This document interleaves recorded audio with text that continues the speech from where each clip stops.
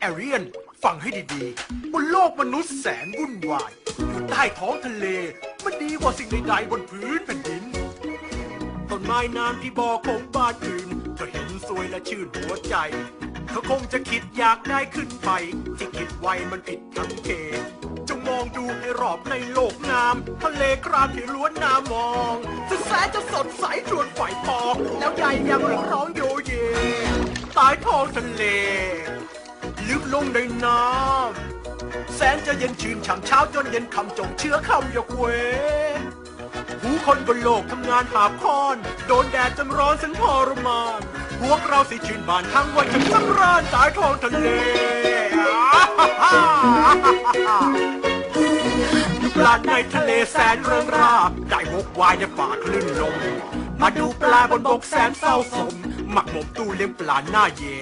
แต่ดูปลาในตู้ยังโชคดียังมียิ่งกว่านี้รอท่า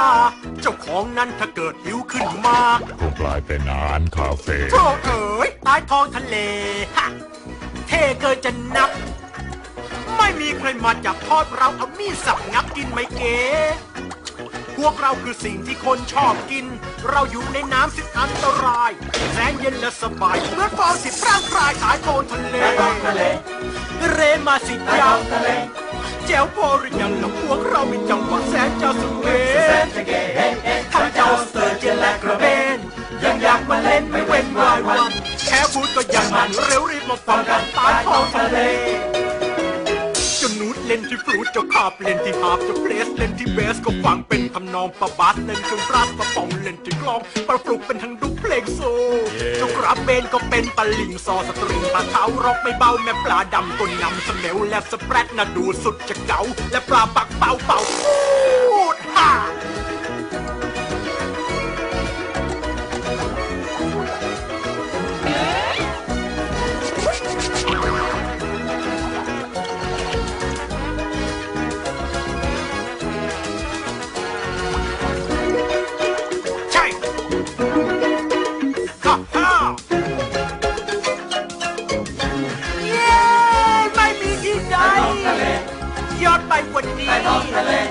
ฝูงปลาสกีมันเต้นรำไม่กีดแหวกว่ายกันเป็นสายข้างบนมีฝุ่นและมีแต่ทรายพวกเราสิร้ายทั้งปลาและกุ้งปูแน่ดูเจ้าหอยกาบได้ยินเย็นคอยงาบใต้ท้องทะเล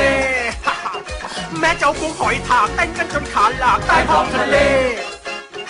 ทั้งเจ้ากุ้งหอยโขงเล่นกันจนขอบโป่งไม่เคยจะวางเว้นนี่แหละคือทะเลโชคดีเลยพ้นว่ายน้ำเค็มและพื้นทรายใต้ท้องทะเล